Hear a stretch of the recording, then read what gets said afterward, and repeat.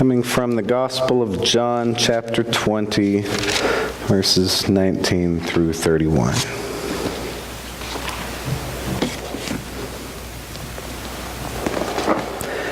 When it was evening on that day, the first day of the week, and the doors of the house where the disciples had met were locked for fear of the Jews, Jesus came and stood among them and said, "Peace be with you."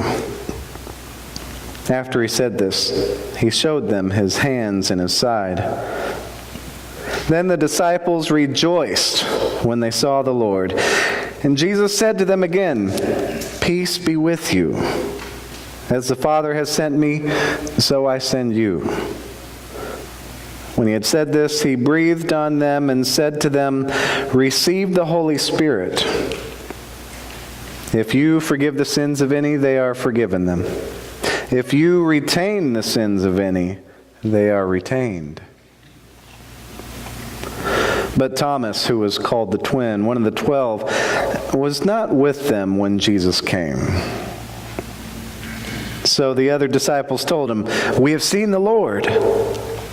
But he said to them, "Unless I see the mark of the nails in his hands, put my finger in the mark of the nails, and my hand at his side, I will not believe." A week later, his disciples were again in the house, and Thomas was with them. Although the doors were shut, Jesus came and stood among them and said, "Peace be with you." Then he said to Thomas, "Put your finger here and see my hands. Reach out your hand, put it in my side. Do not doubt, but believe." Thomas answered him, "My Lord and my God." Jesus said to him, "Have you believed because you have seen me? Blessed are those who have not seen and yet have come to believe." Now Jesus did many other signs in the presence of his disciples, which are not written in this book. But these are written so that you may come to believe that Jesus is the Messiah, the Son of God, and that through believing you may have life in his name. The grass withers and the flower fades, but the word of the Lord lives forever.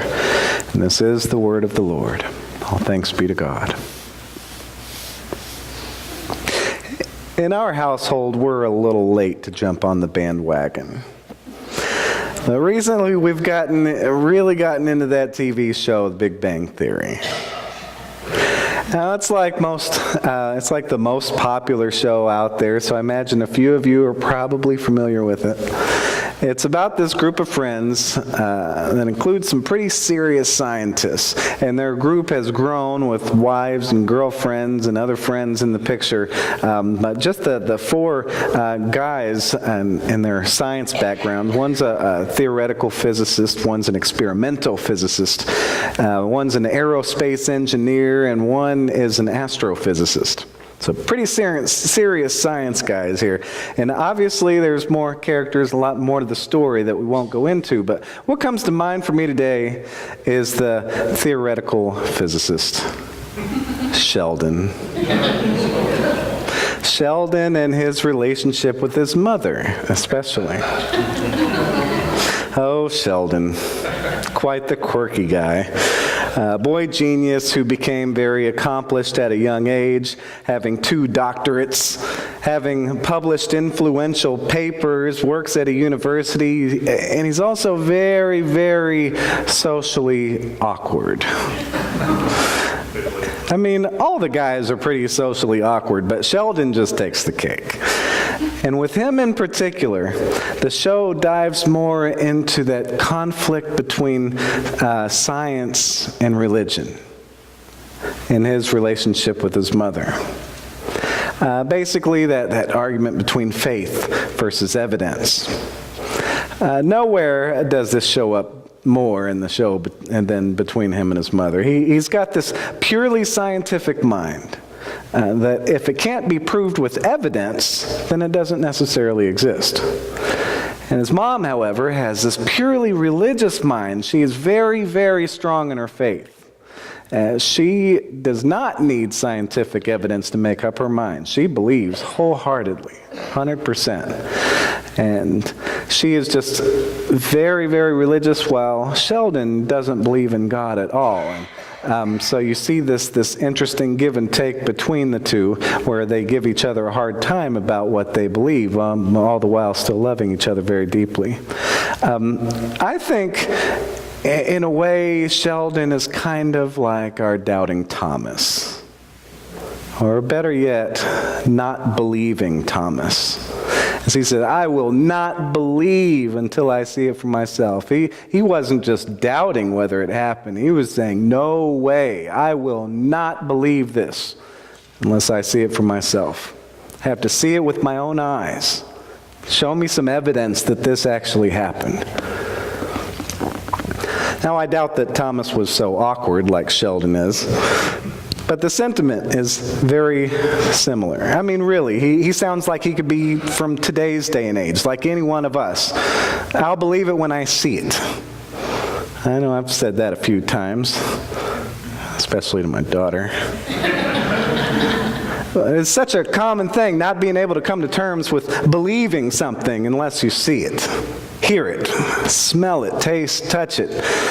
To sense it with our five senses, to know that something's actually there, actually happened.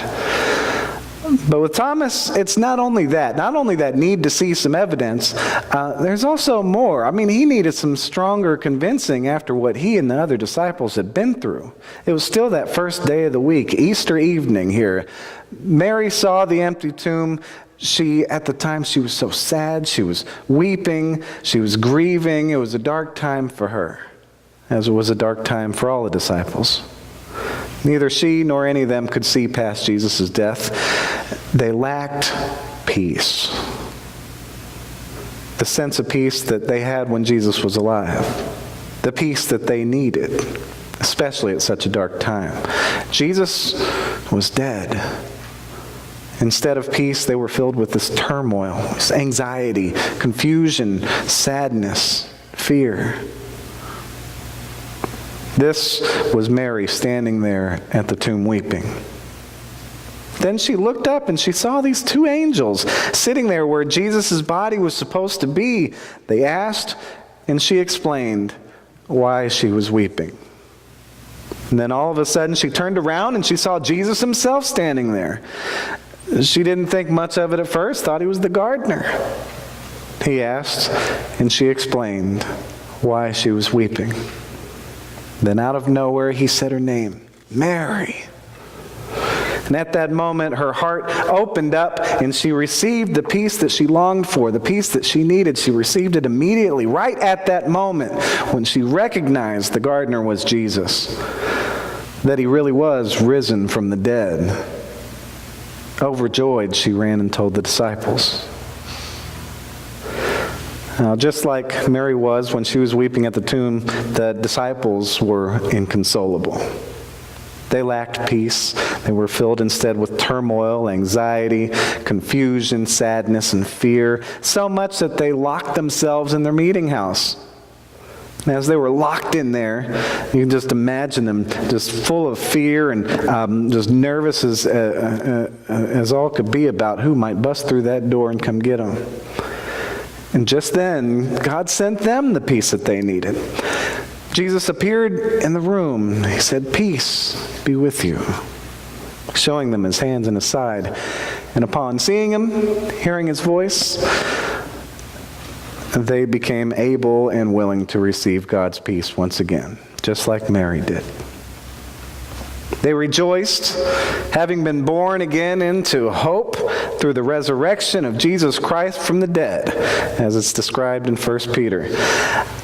Now that they were once again at peace, Jesus breathed on them to give them the power of the Holy Spirit to carry on his work. This is basically the Gospel of John's version of Pentecost, where Jesus gives them the Holy Spirit so they can go forward and do the work. But Thomas wasn't there. Our Sheldon of Jesus' disciples. Really, any of them could have been that way. Any of them could have refused to believe the good news. We don't hear about how they reacted to Mary telling them what happened. We don't hear for sure if Mary actually reached them before Jesus did. It just jumps right into Jesus showing up at the house. But we do hear more about Thomas. He wasn't there when Jesus showed up. All he had was the testimony of the others. He couldn't believe his ears. No way did this happen. I saw him die with my own eyes. You telling me he's resurrected from the dead? No way. Plus, he was still in that dark place, that place of grief. He just couldn't see past the death. He wasn't willing or able to receive that kind of peace from their testimony. He needed some evidence, and sure enough, Jesus came, he showed up again, gave him all the evidence that he could ever ask for, and by Jesus' presence and his words, Thomas received peace. Unfortunately, we don't all have that luxury of being there. During that time of Jesus' resurrection, when he was showing up to people, showing that he was risen from the dead. That would definitely make a difference, I think, in the whole dispute between faith and evidence. But that's precisely the point of the passage. Don't rely on evidence when it comes to the Lord. It's not there to find. You're barking up the wrong tree. What happened there was something that only those present at the time could see. They went and told what they saw. And that's what we have in order to know what happened. Their testimony. Their testimony has to be enough for us. That's what we have to receive the peace that Mary and Thomas and the rest of the disciples received at the time. By believing their testimony, something that's obviously less convincing than seeing it with our own eyes. But by not seeing it with our own eyes and believing through their testimony, we are even more blessed. So that's the lesson. Believe in the resurrection and receive peace. It's through believing that you receive peace. Wouldn't that be nice if it was easier? I mean, for some of us, it's plain as day. We can accept it, not think twice about it, and totally believe. Kind of like Sheldon's mom, to just, be able to believe without needing to see a thing. But for a lot of us, it's just not that simple. A lot of us want more. A lot of us are just a little more closed off from believing fully. A lot of us close ourselves off in one way or another to the peace that God has to offer. It's just a fact of life that sometimes there are steps that we need to take in order to open up to the peace that God is offering. We may have experienced some kind of traumatizing event in our past that makes it harder to open up. I think about my brother right now with this health issue that he's dealing with. And you have this rare condition showing up and a loved one having to deal with it. And it can become a matter of life and death very easily. To have that kind of stuff on your mind, it can throw up kind of a wall between you and that peace that God has to offer. Kind of lock the doors like the disciples were locked in that room. For the disciples, it was Jesus' death that was closing them off from that kind of peace. For us, it could be all kinds of stuff. Grief, abuse, bad luck, simply seeing the troubles and the horrendous violence of the world.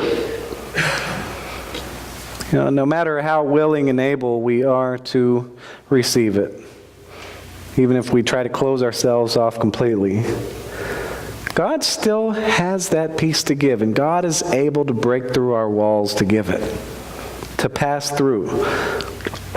Peace that we all need. God is able to find ways to deliver. Reverend Catherine Matthews said it like this: whatever doubts churn in our minds, whatever sins trouble our consciences, whatever pain and worry binds us up, whatever walls that we have put up or doors we have locked securely, God comes to us and says, "Peace be with you." So are you waiting for some kind of evidence?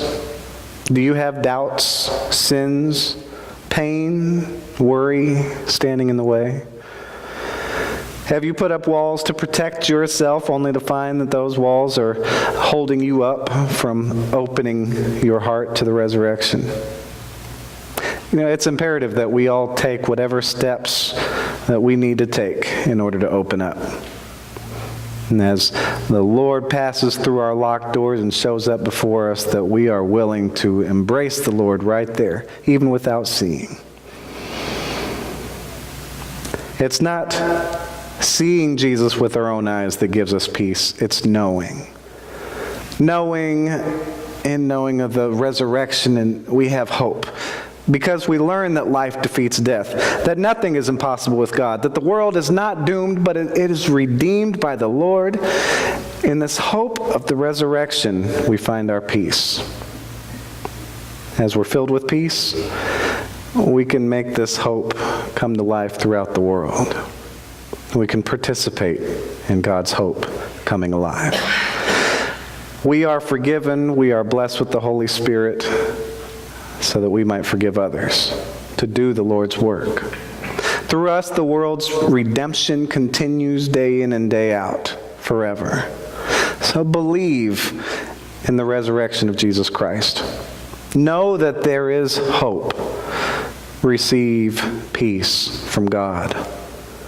And may each one of you and all the world together be blessed with salvation. Amen.